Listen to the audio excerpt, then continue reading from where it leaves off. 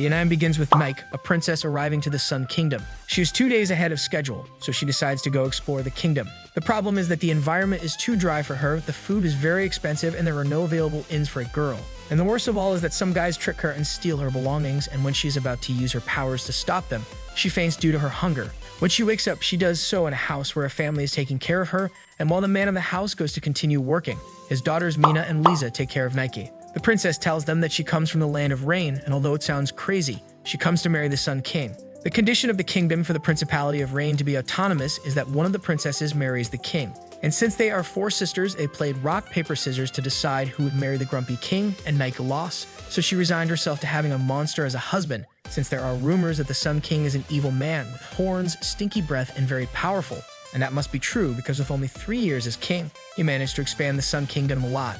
On the other hand, in a tavern, those responsible for waiting for Princess Nike complain that the king is marrying a stranger from a tiny land they have never heard of. Suddenly, they hear to the thieves complaining that the Nike's luggage had unknown money and strange clothes. That alerts them, and they approach to question them. The next day, Nike decides to go to the castle to appear before the Sun King, and the girls tell her that she can only go by caravan, and it is 3 days away. Unfortunately, the caravans are very expensive and Nike will have to work to get the money, and Lisa says that it will be easy because the port is a safe place thanks to the Sun King.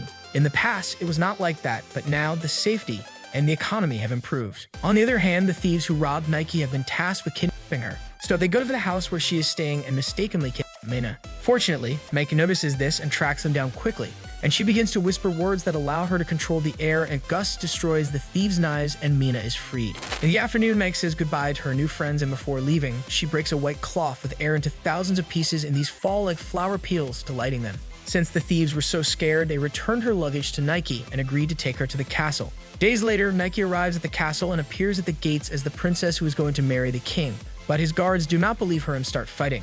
Hours later, the king's secretary, Neil, has Mike released and scolds her for not having entered with the royal guard as they had agreed. After that, she is taken to the king's hall and is surprised to see a boy sitting on the throne instead of a man. He is King Livius. The first thing Livius does is complain because he wanted a prettier wife, and then he orders her to make it rain. Mike can't believe that the king is a boy, but those fierce eyes show that he has won wars to get on the throne. Then, since he is a boy, she scolds him by pinching his cheeks. But that makes Livius angry, so he orders that Nike be locked in the dungeons without eating until she obeys his orders. At night, Nike can only think about getting revenge on Livius, so she summons the wind and breaks the window of her cell. Then, she escapes and enters Livius' room through the balcony. She tries to attack him, but she is so hungry that she soon gives up, and he laughs at her weakness, so he reiterates that she can eat if she makes it rain. But Nike says it is not so easy. She needs feelings and experiences to achieve it, and since he does not understand what she means, Mike says she needs to be in harmony and know this place, and not only that, he needs to show it to her. The next day, Nike wakes up after having a strange dream of a blonde woman named Sheila and Livius as a child. Suddenly, 3 maids enter Nike's room and tell her that they will take care of her, and by Livius' orders, they dress Nike in a pompous pink dress, and Nike doesn't like that at all. So she runs to tell her future husband that she wasn't referring to this when she asked him to show her his world.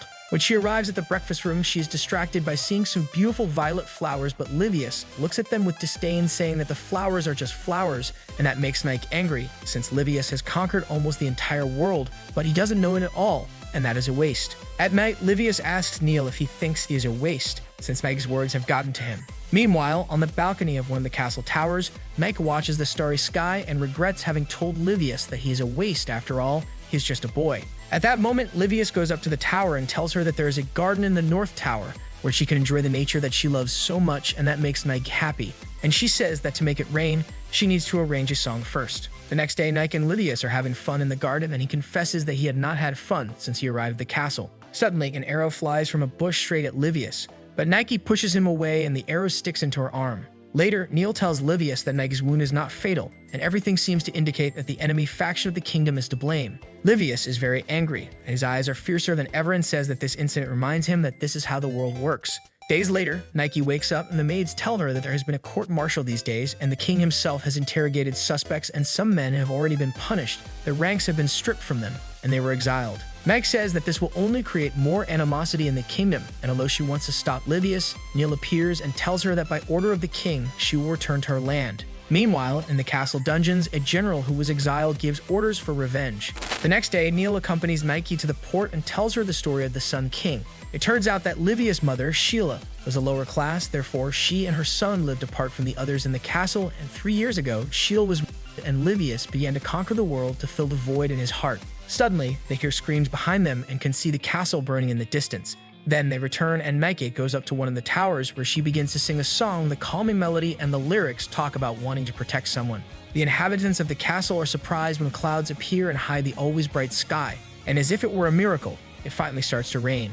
And after the rain, the clouds leave and a beautiful rainbow appears. Once safe, Livius tells Mike that he didn't like his first rain because he got totally soaked, but the rainbow was a nice touch, so he decides to let her stay in the castle. A week later, Nike wakes up with Livius in her bed. He says his room was burned. Besides, it is a common practice between fans to share a bed, although she doesn't find it funny and slaps him in the head. At breakfast, Livius says that he will throw a party in Meg's honor to introduce her as his future wife and future ambassador to the kingdom, and he asks her to make it rain for entertainment, but she refuses because making rain is a sacred ritual, and what happened a week ago was an emergency. And since they can't get along for long, the guards and Neil stop them before they start fighting. At night, Livius meets with the elders to tell them that he will not retaliate against those who burn the castle, because that will only divide the kingdom, and the elders think that this is Meg's influence. Days later, Nike tells Neil that she has realized that Livius is a workaholic, and the secretary says that Livius once said that he prefers to work during the day than do unnecessary things. At that moment, several guys arrive who are important people for the kingdom, such as dukes or representatives of commerce.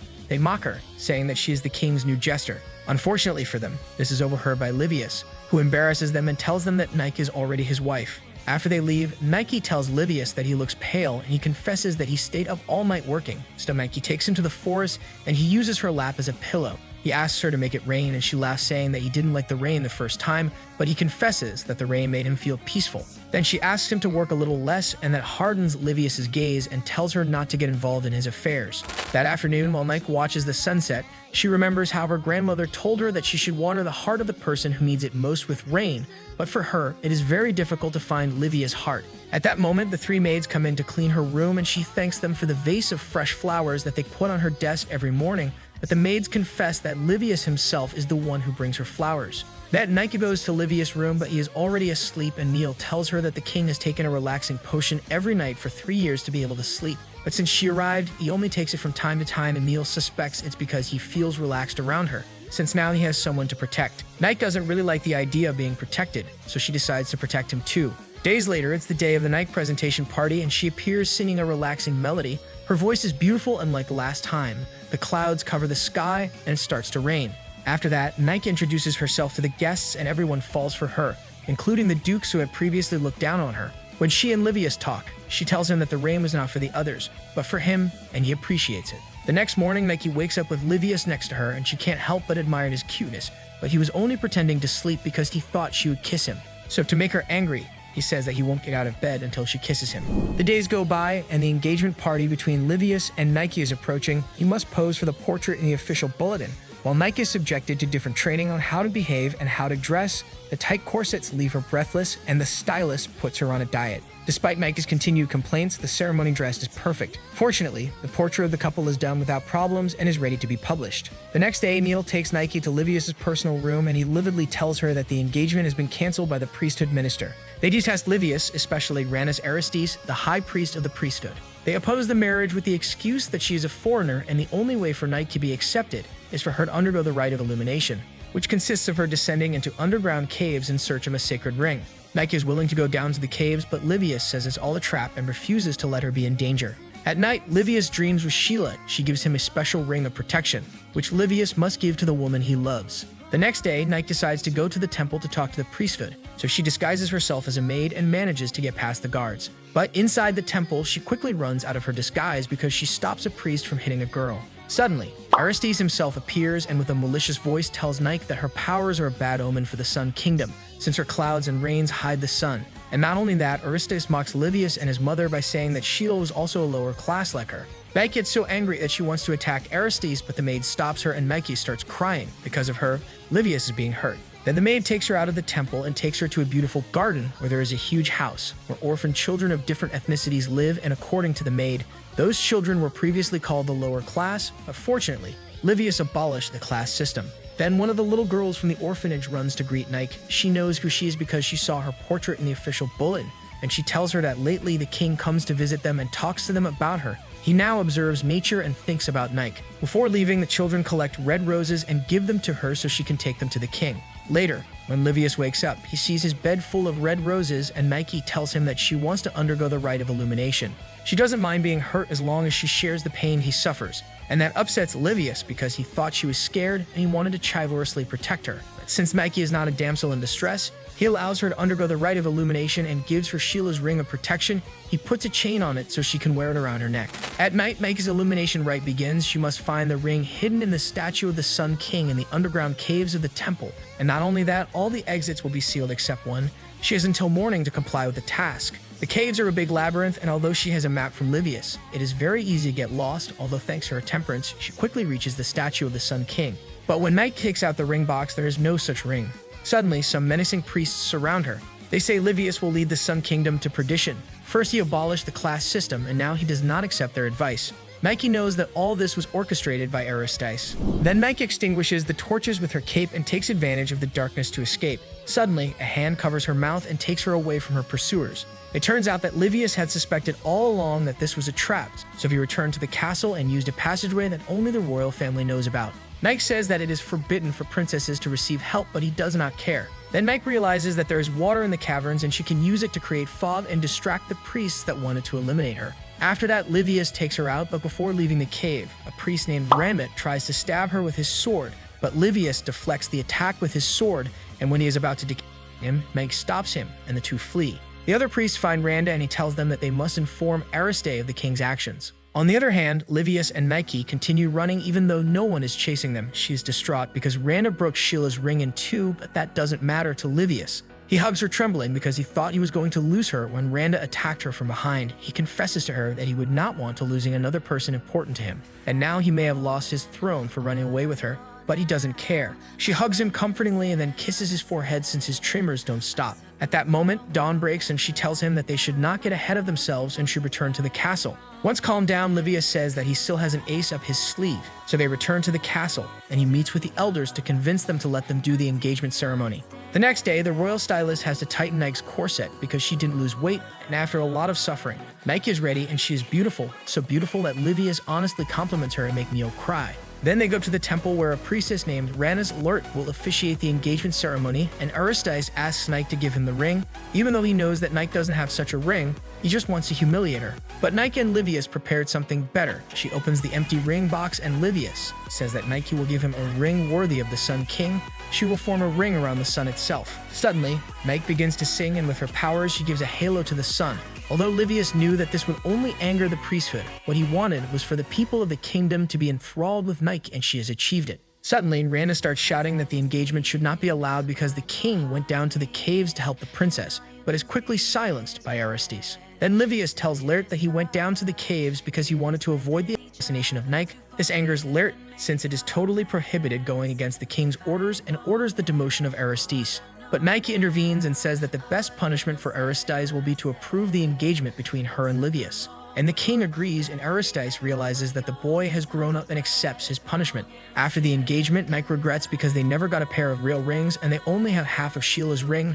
Livius says that the halo was the best ring he could have received, so she uses a little of her power and creates a tiny rainbow that perfectly completes Livius' ring, which shows that the two are half of the whole. Chapter 6. Sometime later, Nike tours the small towns that need rain and gladly makes it rain for them, although she soon returns to the castle because Livius does not like to spend time without her, although he does not admit it. One day, a girl named Luna arrives in the Sun Kingdom, and according to her, she is Livius' true fiancée, but Neil quickly informs Nike that Luna and Livius are actually childhood friends and she has a one-sided love for Livius. Luna is hard-headed and promises to get rid of Nike. So the next day, Nike finds herself submerged in a sea of criticism from Luna. According to her, Nike lacks table manners, she doesn't know how to play instruments or read ancient poems. That night, Nike complains about her exhausting day, and Livius tells her that he hasn't seen Luna in a long time, even though in the past her only friend was her. Then he begins to undress and gets into bed with her. which upsets Luna, who suddenly appears willing to sleep with them. The next morning, Nike has her dance lesson with Neil, and he says that if she had paid attention to all of her training, she wouldn't have to hear so much criticism from Luna. Nike knows he's right, but she deliberately steps on his foot. Suddenly, Luna appears and mocks Nike's stomping on Neil and decides to show her how Princess should dance and uses Livius against his will. The dance hall soon fills with people who praise the beauty of Luna and Livius' dance, which makes Nike feel sad, so she leaves quietly. But she is followed by Luna, who maliciously tells her that she is the right fiancé for Livius. And not only does their chemistry at the dance prove it, but that she is the princess of the Ocean Kingdom. And if they get married, the two kingdoms will benefit. For Luna, Nike only has her reign to offer. This is heard by Neil, and Nike can't stop thinking about Luna's words all day long. At night, Nike sneaks up to one of the castle towers and practices the dance steps, but only gets cramps. At that moment, Livius appears and gives her tea. He playfully says that he didn't know that she wanted to be with him so much as to practice dancing in the middle of the night. But since she doesn't laugh, he says that she is the girl he needs, and it doesn't matter if the kingdom would benefit if he marries another princess. She looks at him sadly and says that she wishes she had met him when they were both the same height, and he says that it doesn't matter, they will be married forever and soon they will be the same height. That makes her laugh, and her heart lifts even more when he begins to teach her how to dance. All of this is seen by Luna, who is surprised to see Livius' sincere smile opposite to the one she saw on him the last time she met him. The next day, Luna challenges Nike to a duel. Both have to ride into an abyss. The first one to stop the horse loses. Nike quickly accepts because she wants Luna's acceptance, so she mounts her horse and takes the lead, which scares Luna since she thought Nike would chicken out. Then Nike tells her that although Luna has known Livius longer than her, she has fallen in love with him in the short time they have known each other. She loves his purity and darkness, his eyes that show the maturity of an adult, his fragility and bravery. She loves everything about him. This shocks Luna since she walked away from Livius when he ascended to the throne because she was scared of him, and now she has lost him. The realization distracts her, and she falls into the abyss. Fortunately, Nike uses her powers and manages to grab Luna's hand. Later, Livius goes to visit Luna and tells her that Nike is important to him because he can be just Livius with her, and just like her reign, which falls equally for everyone. The next day, Luna says goodbye to Nike and thanks her for saving her life, although she insists that she is a disaster as a princess and must train more to be the sovereign alongside Livius. Before leaving, Luna asks her to make it rain since she wants to hide her tears while she leaves. Days later, Nike gives Livius fruits freshly harvested by the townspeople, and he likes it so much that he surprises her with a sweet kiss. Days later, the lessons on how to be a perfect princess continue for Nike, although one day, Livius rescues her and suggests to run away to the town festival. She quickly accepts, although she makes him dress as a girl to go unnoticed. At the festival, she wins a lot of prizes at the game booths and even delights the townspeople with her dancing. Later, Nike runs into her former thieves and scolds them for continuing their misdeeds, since this time they were stealing from a child. So they apologize and run away. Then Nike gives her bag of prizes to the boy to share with his 7 siblings. What Livius and Nike don't know is that all day they were being watched by a blonde man. At night, Nike and Livius fear the punishment that Nike will spare them since they fled in the morning. But when they open Livius' office, they find a blonde man. He immediately puts Livius in a bad mood, and the blonde man is Bard, the former king's little brother and therefore Livius' uncle. In addition, he is the prime minister of the Sun Kingdom, although Livius says that position does not belong to him because Bard left to be a troubadour. Bard defends himself by saying that he doesn't like being tied to one place and out of nowhere. He starts flirting shamelessly with Nike, which only makes Livius angrier. Fortunately, Neil realizes the situation and firmly asks Bard to stop, and he obeys and goes to his room. Alone, Livius asks Nike not to fall for Bard's charms or he will imprison them both. The next day, Nike sees the garden full of girls admiring Bard's archery practice, and her maids tell her that he has always been popular with people, which makes Nike wonder why he didn't ascend to the throne instead of Livius. Suddenly, Livius appears and says that he doesn't like Bard and gets upset with Nike for showing interest in the blonde. Then Bard realizes that Nike and Livius were watching him and invites them to the banquet that Lady Larissa will host as a welcome for him. Livius refuses to go and Bard agrees with him. Children should not be up so late. This comment angers Livius, who promises to stay at the banquet all night. That night, Nike enjoys dinner, but Livius gets bored quickly, so he tells her to go to the balcony. But she stays behind because her heels are tight and she can't walk fast. Suddenly, Bard appears and scandalously says that Princess Nike is dizzy and he must carry her in his arms to a place where she can rest, and this news soon reaches Livius' ears. Meanwhile, in a dark bedroom, Bard throws Nike on a bed and climbs on top of her, saying that he fell in love with her and wants to steal her from Livius. But Nike asks him to stop lying. That makes him laugh and says she is an intelligent girl. Suddenly, the doors open and Livius furiously enters with guards and with an unrecognizable voice orders the guards to imprison Bard and lock Nike in her room. Bard protests that Nike is innocent, but Livius accuses them of adultery. Later, Livius goes to Nike's room and tries to make peace, but she cuts his hair with a gust of wind and complains about his lack of calm in the face of the misunderstanding, and he tells her that he will never be calm about Bard. After that, he removes the guards from Meg's door because if she wants to leave, she will use her powers. At that moment, Neil tells Livius that the elders want to talk to him. They are very disappointed with what happened. They believe that Nike had changed Livius. Meanwhile, in his cell, Bard remembers Sheila said he was the sun, but she said he was like the moon, bright and calm, and that's why he loved her, although it was a one-sided love. Suddenly, a gust of air cuts the bars of his cell window and Nike helps him escape, and she knows that Livius imprisons people out of habit. She admires the moon and he says that he prefers not to look at it because it brings back painful memories, so Nike covers the moon with clouds. She says that she realized that he came back because he wanted to check on Livius because of their engagement, and he agrees with her and tells her he left the castle because he couldn't face the pain of having lost the woman he loved. But now that he has seen for himself that Nike is a good woman, he asks her to stay by Livius' side and support him in everything because he wants to leave again. This angers Nike and she says that he should also stay by Livius' side too, but Bard says that Livius wouldn't allow it. After that, Nike returns to the castle and asks Neil for help to solve the feud between uncle and nephew, both of whom are hard-headed. The next day, Bard wakes up after dreaming about the time Livius asked him for help in taking over the world. At that moment, a girl enters his room and tells him that Neil is looking for him.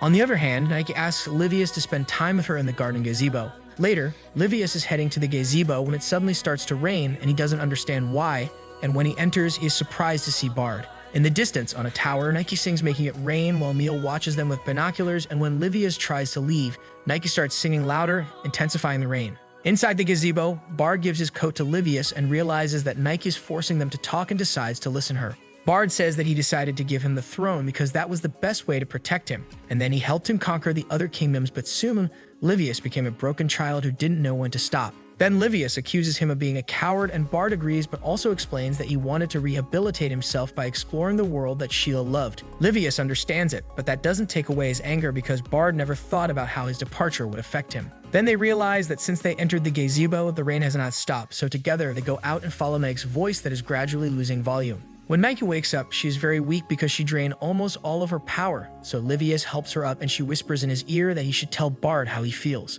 So Livius tells Bard that he is giving him back the position of Prime Minister and asks him to stay by his side, which shocks Bard and he gladly agrees to stay. Suddenly, Nike faints and when she wakes up, she is in her bed and Livius is sleeping sitting next to her. Bard tells her that he has not left her side, and as when he realizes that his nephew is awake, he begins flirting with Nike to annoy him. Livius immediately opens his eyes and starts fighting Bard, although Nike knows that this time, they are just playing. 3 months later, the royal palace is flooded with hundreds of representatives from different domains as the palace hosts the Trade Agreements Conference. The royal couple and the prime minister are exhausted, but Livius promises Nike that after all this, they will go on a trip to the south of the kingdom where the stars are brighter. Bard interrupts them and tells them that if they want to go on vacation, they must work first, and not only that, Neil informs Nike that she must make it rain for the opening ceremony. Before the ceremony, Nike receives a letter from Principality of Rain that leaves her quite shocked, but she still goes to the Colosseum where she starts singing.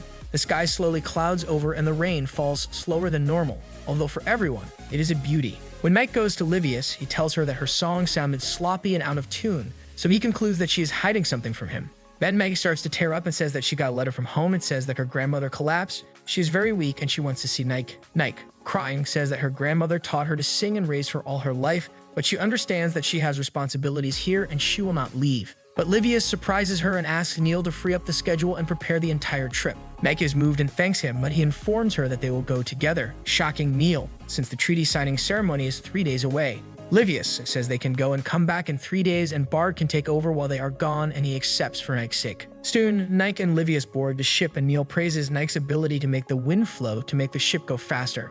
At night, while Nike looks at the stars, Livius scolds her for not having told him about her grandmother's letter as soon as she found out about it and tells her that that's what her husband is for, to support her in difficult times. Then she asked him how he realized that her singing was different, and he says that he didn't feel their hearts connected. When she sings, her song reaches his heart, and this time it wasn't like that. Also, he is grateful for this trip because he will be able to see her home and see the stars with her. That moves her, and she hugs him tightly. In the morning, they arrive at the Principality of Rain, and Neil whispers to Livius that they should have their guard up because legend has it that the Principality of Rain has so much power that once destroyed 3 kingdoms in a single night. But when they arrive, they are greeted by Kara, Meg's sister, and an old man, who seems so relaxed that Livius doubts the legend Neil told him. After that, they go to Meg's house to see her grandmother and are shocked to see the old woman alive and healthy. It turns out that the poor woman straightened her back and everyone thought she had fainted fatally. She introduces herself as Tohara, the former sovereign of Rain's principality, and thanks Livius for coming, since she wanted to meet him. Suddenly, Mira and Mia, Meg's other two sisters, enter the room and immediately praise Neil, thinking that he is his sister's husband. But when Nike introduces them to Livius, they let go of Neil and run to hug Livius, saying that he is cute, and take him away to dress him and take photos. Neil and Mikey are petrified when they see what happens, and the old woman tells Mike that she must show the land of Rain to Livius. After that, Tohara asks Katora to stop hiding. He is Mike's cousin and always opposed her and Livius' marriage, so he will do everything to keep Mike in home. Later, Neil and Mikey find Livius and praise his clothing, although he feels weak, and Neil confesses that he has a headache, and Mike suspects that it is because of the different air pressure in the Principality of Rain. Then Neil and Livius go to rest, and Kara goes to talk to her sister and confirms her suspicions. The air affects foreigners, so she says that she will reunite the family to relieve Neil and Livius. At night, Livius wakes up much better and lighter, and when he goes out to the balcony, he is surprised to see the starry sky, and Nike tells him that it is scattering clouds. It's not an easy thing to do, but her family got together to sing and give them a night of rest so they can look at the stars together. Livius is grateful and asks her what she has in her hands, and she says that she made him porridge to ease his discomfort. He tries them and says they taste good, and that makes Mike happy, since at least Livius liked one thing from her land. He says that in reality he feels grateful for this land, her family, and this strange starry sky because they are all part of Nike that moves her so much that she kisses him on the lips. After the kiss, Livius returns to his room and Neil notices that his king is as red as a tomato, while Nike is blushing. The next day, Nike can't stop blushing when she remembers the kiss and blushes even more when she's near Livius. Despite the rain, they go out for a walk and he says that he is grateful for so much rain because he can be close to her. At that moment, they run into Katora, who politely greets them and tells them that he was walking with the Duke, who is very sad because her daughter and husband did not greet him. Suddenly, Nike and Livius realize that they didn't greet him. Fortunately, Duke Terrera is not angry and takes the opportunity to tell them a little about Toraha. It turns out that she assumed the throne at the same age as Livius and protected the Principality of Rain from different wars by closing the borders and prohibiting the stay of foreigners, and now she is angry because during her absence, Terrera made a treaty with the Sun Kingdom and lost Nike. After that, Nike and Katora leave to continue preparing for the banquet in honor of Livius, and the boy can't help but be suspicious of the way Katora looks at Nike. Then Tara tells him that Nike and Katora are like siblings because they grew up together. Before, they were the black sheep of royalty because they were incapable of summoning rain. So Tohara raised them and subjected them to harsh training until she made Nike become the best singer on this land, and thus earned Katora's admiration and adoration. In the evening, a grand concert organized by Kara has unfolded. Meanwhile, Nike meets Katora in his room. He summons her there to advise her not to leave the principality, but she says she has learned to love Livius and wants to be by his side. Suddenly, she faints due to the incense that filled the room. Everything had been orchestrated by Katora and Tohara. Later, Livius is told that Nike is sick and she won't get out of bed for a month, so Livius will have to return to the Sun Kingdom without Nike. On the other hand, Nike wakes up weak and realizes that she is locked in the Black Lotus Tower. This place is sealed and prevents her from using her powers, and Katora explains that she will stay here until Aki hypnotizes Livius and makes him break the engagement, since the powers of the rain should never have left this land. Meanwhile, Aki gives Livius a mere tea to make him sleep, and although Nia and Mila feel guilty about what is going to happen, they do not stop him, unlike Kara, who does not agree with her grandmother. Later, when Neil and Livius fall asleep, Aki enters their room and begins to hypnotize Livius. But he and Neil stop pretending to be sleeping and force their escape through the balcony. Below, Kara guides Livius through a secret passage that will take him to the Black Lotus Tower, although only Tohara has the key. When they go out, Tohara surprises Livius with a sword, and he tells her that he always suspects her because a formidable woman like her wouldn't have Nike called because of his stiff back. Tohara compliments his intelligence and admits that she underestimated his attachment to Nike, but that's not enough to give it to Nike. Her granddaughter has unimaginable powers. She could destroy an entire nation by herself, and Tohara doubts that Livius will not abuse her powers, and not only that, when they have offspring, Livius will be invincible and will become a tyrant. Even so, Tohara tells him that she will let Nike go if he finds the key to the tower and throws it into the river, and immediately, she summons a storm which is so powerful that the river quickly begins to rise and the sky is filled with lightning and thunder. Now Livius' life is in danger, and Tohara advises him to give up, but he refuses because losing a life with Nike would be the same as death. Meanwhile, in the tower, Nike tries to get out of it by crashing her body into her cell. hurting herself, and although Keturah asks her to stop, she keeps trying because she loves Livius so much that the thought of them making him forget her is unbearable. Seeing that Nike does not give up, Keturah opens the cell and gives her the key to the tower and bandages her wounds. Then Nike runs out of the tower and runs into Kara, who was coming to free her, and quickly takes her to the river where Livius is risking his life for her. But when they arrive, Livius is unconscious and it breaks Nike's heart. She immediately gives him mouth-to-mouth resuscitation, begging him to wake up. Fortunately, Livius wakes up and shows everyone that he won. He found the key after all. 2 days later, Nia and Mila apologize deeply to Livius because they treated him like a brother-in-law and then did nothing to stop Tohara, and Livius quickly forgives them because everything turned out well, and in a few days, he and Niall will return to the Sun Kingdom. Later, Livius and Nike spend time alone and she keeps blushing, which makes Livius laugh since she finally sees him as a man.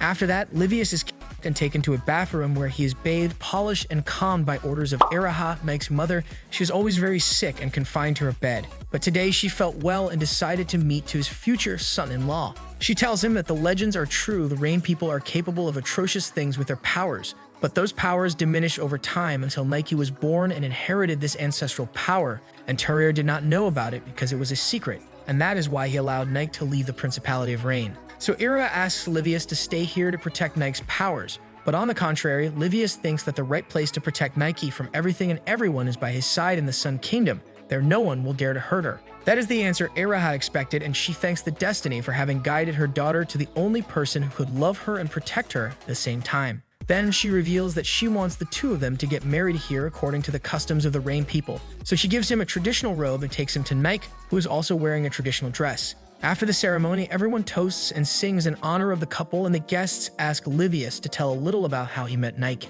And he tells them the truth. When he saw her for the first time, he thought she was a reckless woman and imprisoned her, which caused everyone to laugh. And he adds that thanks to her, he once again felt how incredible family love is, and although he feels a little out of place now, he knows that he will soon get used to it, which causes everyone to celebrate and chant asking for a kiss from the couple. And incredibly, Livius forgets about his embarrassment and kisses her in front of everyone. Afterwards, Livius realizes that Nike is not completely happy, and she confesses that she is a little sad because Keturah and Tohara did not come to the party. The next day, Livius tracks down Keturah and finds him near the waterfalls where he and Nike used to train, and tells him that he is a coward for not telling Nike about his feelings, which makes Keturah angry, but they are both so close to the ravine that Livius is in danger of falling, but Keturah says he won't let him fall because that would hurt Nike. Then Keturah confesses that he never believed that Nike would fall in love. She is free as the wind, and she always seemed to not want to tie herself to anyone, and to his surprise, Livius agrees with him, and that is why Nike gets on his nerves. Suddenly, Nike appears as Livius asked her to follow him. He had orchestrated everything so that Nike and Keturah would talk and become friends again before they return to the Sun Kingdom.